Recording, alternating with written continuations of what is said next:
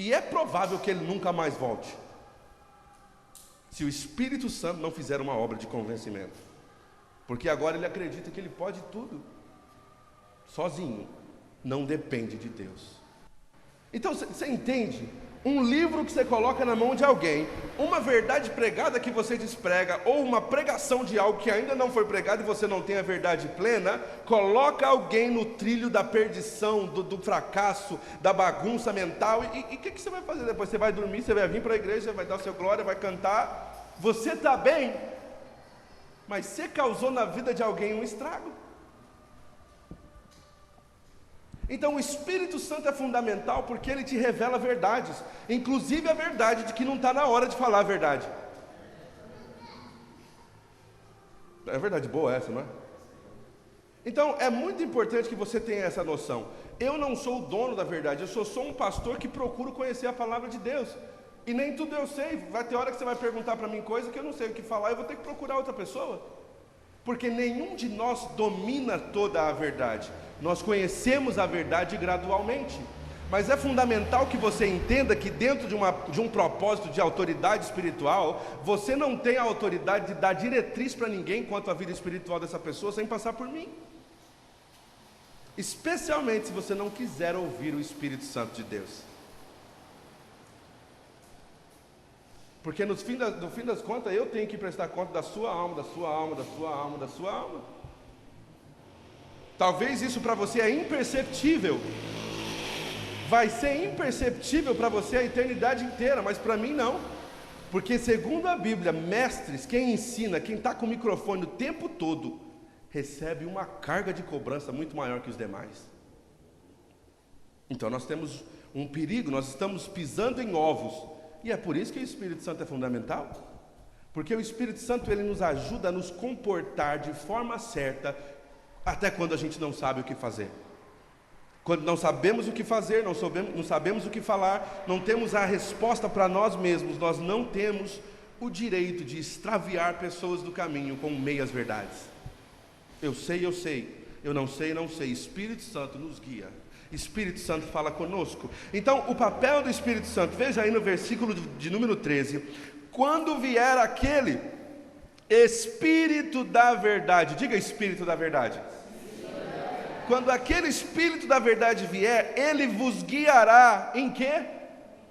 Em toda a verdade, porque ele não falará de si mesmo, mas dirá tudo o que tiver ouvido e vos anunciará o que há de vir. Então o Espírito Santo funciona assim: ele ouve a vontade de Deus e ele compartilha só a vontade de Deus. Ele ouve a vontade de Deus e compartilha só o que Deus disse. Então Deus falava ao Espírito Santo, o Espírito Santo capacitava Jesus, Jesus falava. O que Jesus ouvia do Pai era o que ele falava. Então nós precisamos compreender que o Espírito Santo, ele quer nos guiar na verdade. E se nós estivermos fechados para ele, nós corremos o risco de viver uma vida de mentira sem perceber. Porque nós não temos ele para nos revelar. No versículo 14 ele diz: ele me glorificará, porque ele há de receber do que é meu, e vou-lo há de anunciar. Então a Trindade funciona assim: Deus revela a vontade dele a Cristo, Cristo revelou a sua vontade ao Espírito. É isso que ele está dizendo aqui nesse versículo 14, porque ele recebeu do que é de Jesus e ele anunciou o que era de Jesus. Então o Espírito Santo, ele não pode ser ignorado, porque ele é a principal pessoa do céu na terra. Ele é um governador de Deus na terra, é ele quem estabelece, é ele quem comunica a vontade de Deus na terra. Se você quer saber qual é o plano de Deus para a sua casa, quem vai te revelar não é Deus.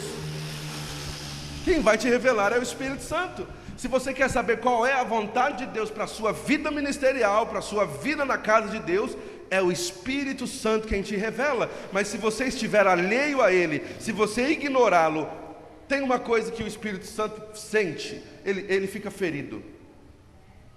Nós precisamos entender que o Espírito Santo não é uma coisa, o Espírito Santo não é um movimento, o Espírito Santo não é a glória de Deus. O Espírito Santo não é o falar em línguas. O Espírito Santo é uma pessoa. E assim como a irmã Thelma fica chateada, o Espírito Santo fica chateado.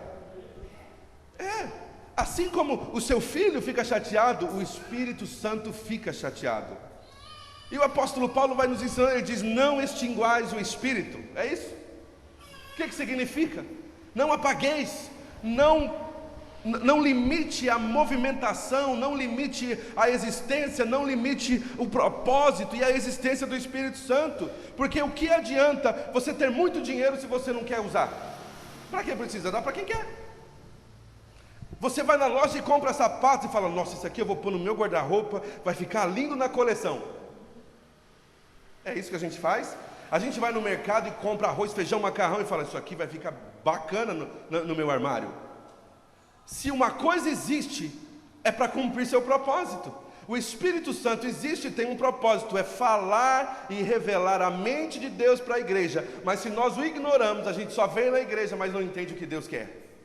Não tem como saber o que Deus quer sem o Espírito Santo. Mas eu leio a Bíblia, está na Bíblia. Mas a Bíblia tem um grande problema: ela não é um livro que revela a verdade. Israel, honor e ouve. A Bíblia esconde a verdade. Para quem quiser descobrir a verdade escondida, busque o Espírito Santo. O Espírito Santo é o agente revelador da verdade escondida nas Escrituras. Porque sem conhecer as Escrituras pelo Espírito Santo, a gente confunde o papel de Deus Pai, de Deus Filho, de Deus Espírito Santo, até o nosso próprio papel. Então, qual a razão da sua existência? Não é viver, nascer, crescer, casar, multiplicar, envelhecer e morrer. Você tem um padrão, uma sequência a seguir na sua vida. O Espírito Santo existe desde que Deus existe, porque Ele é Deus, e Ele tem um propósito de cumprir com a vontade de Deus para criar, para convencer, para consolar. Mas se eu ignorá-lo, como eu posso receber de Deus alguma coisa? Alguém já ouviu falar no pecado da blasfêmia? O que é o pecado da blasfêmia? O que é blasfemar contra o Espírito Santo? Oi? Quando nós blasfemamos contra o Espírito Santo, nós removemos algo que Ele fez e nós dizemos que foi outro. Ou nós pegamos obra de outro e dizemos que foi o Espírito Santo, ou ignoramos o papel do Espírito Santo. Então, blasfemar significa ignorar o papel do Espírito Santo. E quando Jesus teve uma conversa com aqueles líderes religiosos, eles falaram uma coisa muito séria e grave. Eles disseram: ele está expulsando os demônios pelo espírito do Beelzebu. Certo? Eles disseram que Jesus fez as suas obras por um espírito demoníaco. Em outras palavras, eles disseram que o Espírito Santo era aquele espírito demoníaco. Por quê? Porque Jesus não fazia pelos espíritos, Jesus fazia pelo Espírito Santo. Então nós temos que ser cuidadosos e desenvolver um relacionamento real com o Espírito Santo, porque daqui a pouco algumas coisas acontecem na igreja que não foi ele, a gente diz que foi. E coisas acontecem que foi ele, a gente diz que não foi. Por isso é muito importante você ser cuidadoso quando a gente participa de um culto, de um momento pentecostal muito forte, quando está todo mundo falando em línguas, ou se alguém decide dançar ou pular, a gente tem que ser muito cuidadoso ao abrir a nossa boca para dizer: é carne. Especialmente quando nós não estamos navegando no Espírito, porque eu posso simplesmente julgar erroneamente algo que é o Espírito fazendo. Então eu oro para que Deus nos dê espírito de discernimento, porque alguém pode chegar na igreja, o pastor impõe as mãos, ou qualquer pessoa vai orar pela pessoa, e ela cai no chão e começa a se estribuchar, e ela começa a sorrir, e ela começa a falar em outras línguas, a gente fala: nossa, o Espírito de Deus tomou a pessoa. Mas você precisa entender que existem 3 espíritos operantes no mundo: o Espírito de Deus, o Espírito do homem e o Espírito das trevas. Se nós não soubermos discernir, o fulano vem aqui na frente fazer graça com o Espírito do homem e a gente fala que é o Espírito de Deus. Se a gente não souber discernir, o fulano vem cheio do Espírito de Deus, a gente fala: está cheio de capeta. Ou o fulano vem cheio do demônio, a gente fala: ele está fazendo graça. Quem perde? A pessoa, você e a igreja. Então é muito importante sermos cautelosos quando abrimos a nossa boca para dizer da onde vem tal espírito. Se você não puder discernir, não diga nada, porque você corre o risco de blasfemar.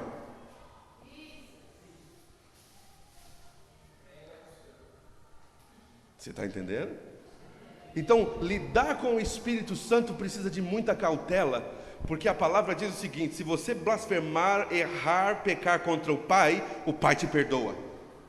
Se você errar, blasfemar, pecar contra o Filho te perdoa. Mas o Espírito Santo, ele não perdoa quem o fere dessa forma. Por quê? Alguém pode me dizer? Porque ele foi enviado como um agente criativo de Deus e como um agente para conforto e consolo. E ele foi dado como presente. Quando você recebe um presente e você joga ele no chão, pisa e maltrata, a pessoa que te deu sente o quê? Se sente ferida. Não podia ter feito isso. O Espírito Santo é o maior presente dado à igreja desde a sua fundação. Mas nós maltratamos o Espírito Santo, e é somente nesse ponto que Deus diz: eu não perdoo quem pecar contra o meu Espírito, porque Ele é a minha voz no mundo, Ele é a minha voz na sua casa, é a minha voz na sua mente, no seu coração. Ele levou você para o meu caminho, foi Ele que levou você a entender que estava errado. Eu te dei alguém que te fala toda a verdade, você maltrata Ele, não há perdão para quem blasfema contra o Espírito Santo. Então, ao invés de blasfemarmos contra Ele, seria bom nós nos posicionarmos para abraçar o Espírito Santo como um amigo, abraçarmos o Espírito Santo como um presente dado por Deus, que veio não para nos causar males, mas para nos dar benefícios que nós não merecemos. O Espírito Santo vem para nos fazer entender o que não entendemos, vem nos fazer compreender a mente de Deus, vem convencer nosso coração para nós perdoarmos quem temos que perdoar. E a gente ignora Ele.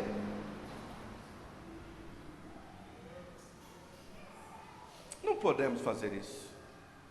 O Espírito Santo é um agente capacitador da igreja. Diga capacitador.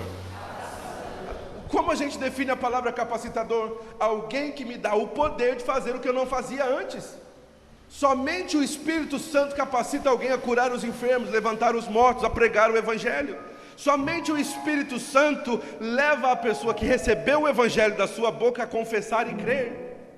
Nós não temos a autoridade, não temos nem a responsabilidade de convencer a pessoa para quem pregamos o Evangelho. Você tem que aceitar Jesus, senão você vai para o inferno. Não. Diga só que Jesus a ama. Quem vai cumprir com a obra do convencimento é quem nasceu para isso: o Espírito Santo de Deus.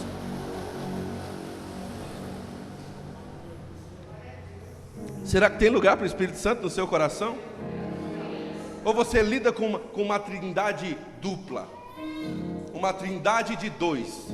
É Deus o Pai e Deus o Filho. Esse negócio de Espírito Santo eu não concordo muito, porque eu já vi muita gente fazendo loucura dizendo que é pelo Espírito Santo. Sei lá, quando a pessoa recebe o Espírito Santo, ela fala numa língua que ela não entende. Mas esse é o benefício que você tinha que compreender. Se você veio para a igreja para ser uma pessoa normal, tem alguma coisa errada. Crente não é normal. Pergunta para Jesus como que era a vida dele. Jesus, ele era tão anormal que as multidões estavam ao redor dele e uma pessoa conseguia tocar nele e era curada. Uma. E de vez em quando eu fico entendendo quão sem vergonha eu sou como pastor. Diga, sem vergonha. Sem vergonha. Eu tenho que explicar? Uma vez eu fiz um teste, eu comecei a fazer um jejum, sei lá, talvez foi em 2009, alguma coisa assim. Eu falei, preciso fazer um jejum para, sei lá, preciso me aproximar de Deus. Eu queria fazer um de 21 dias. Mas quando aquele negócio redondo aparece na frente da gente, garfo e faca brilhando, você fala, não dá, né? E aí eu comecei um jejum, mas esse jejum bateu com uma convocação, que eu trabalho como intérprete, é pesado o trabalho, tem que acordar cedo, passa o dia inteiro trabalhando, vai dormir tarde. E fazer jejum numa situação dessa é se expor tanto a um problema na saúde como a tentação, não é? Ainda mais com o Jaime e a sua turma cozinhando na convocação. E quando foi no quarto dia, alguém me instruiu, Enéas, para com esse jejum. Você escolheu a data errada para fazer.